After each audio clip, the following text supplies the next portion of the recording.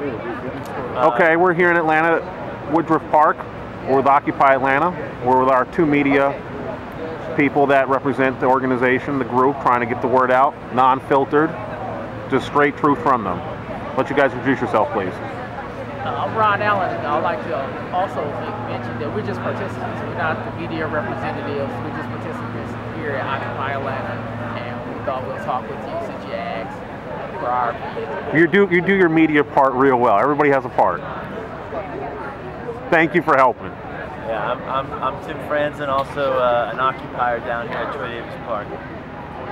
Okay, tell us what have you seen that's changed from the first weekend on Friday to tonight, and what do you see that it keeps evolving? I would like to say, based on getting our message out, we're building a coalition of organizations. We get major endorsements. We have the Dean of the Civil Rights Movement endorsed us on Tuesday, which brought a lot of resources and talent to our effort. And so that really touched me. I greatly appreciate Reverend Joseph Lowry's endorsement and all those that came out to help organize, to help facilitate, to move us forward. And today we're 6 years old. 6 days old, I apologize. No. 6 days old. It feels like that was a slip. That was a Freudian slip, because a day in the park feels like a year. Yeah. Feels like a year. Yeah. What do you think the three greatest challenges you guys are having right now, and what do you see as a way of overcoming those? Our greatest challenge is our target is a system of violence and oppression that has prevailed for a century, and specifically in the last 30 years. There's so much to unravel. So just thinking about the enormity of the target that we've identified, the wealthiest 1%, or really the system that allows a wealthiest 1% to control 60 to 70% of the resources, dismantling that system, just imagining a new system where everybody truly has the same voice. That's a huge challenge, man.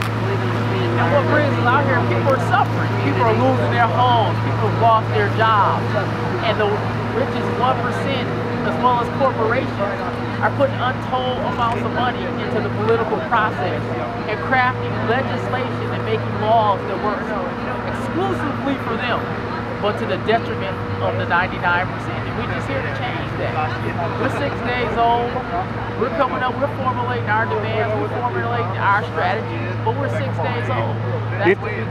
You actually brought up a great thing. You're talking about, basically disenfranchisement and the 1% taking things over. Here in Atlanta, in the state capital of Georgia, they are doing redistricting and gerrymandering to basically, it's going to reduce people's vote and people's, basically, their ability to make a difference. When you say they, you're talking about the Republicans. Not even the Republicans, well, no, but I'll call it the Republicans right now. I was trying to keep it to the 1%, but I'll... No, but just to clarify, the Georgia issue, it's the Republicans doing it now.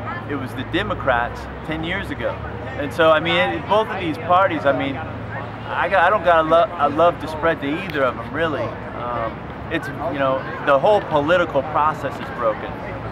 That 1%, when you have that much wealth consolidation, you can't have a democracy. You can only have the illusion of a democracy. When the candidates have the most money are winning, it tells you something. The more money you spend, the bigger your voice is in the political system. So that's really why we're out here. It's this acknowledgement that it's broken to a degree that we can no longer lobby our council person. We can no longer get a petition signed. We can no longer even try to get our candidate or get ourselves elected, because it's broken to such a degree that it just doesn't work for us anymore. Can I ask you a question, sir? Do you think it's a New World Order thing that we all hear about? Excuse me, sir. We're doing an interview right now. You just actually spoke on something about money, you being able to influence our ability to have a representative government. A prime example of what you're describing is what we have right up here at Georgia Pacific, is the corporate headquarters here for the world, and they're owned by Koch Industries, and Koch Industries is owned by the Koch brothers. Do you have any thoughts about that? Were you aware of this? Yeah, I mean, there's a lot of reasons why we picked this park. I mean, I think honestly the main reason is, to me, this is downtown. Right. You know? But look what we're surrounded by, you know. The state capital, headquarters for several major businesses, corporations in the United States and the world, global 500 companies. Yes, CNN, Coca-Cola, SunTrust. They're here. Belly of the beast. Right, so this is a strategic location. We're going to be here for quite some time till we resolve these issues. And that's why, you know, that's why we're not going to leave. We know we have this deadline, but we never asked permission to stay here. You know, we knew that this was an illegal occupation. It's a non-violent, peaceful, illegal occupation. But you know, our goal is to get our voice heard. You know, so far, and people are coming. Yeah. We invite you, the listening audience, those folks who see this on the web, come on out. Volunteer your time and your talent to make a difference, not only for you and your children, but future generations. Others done it for us.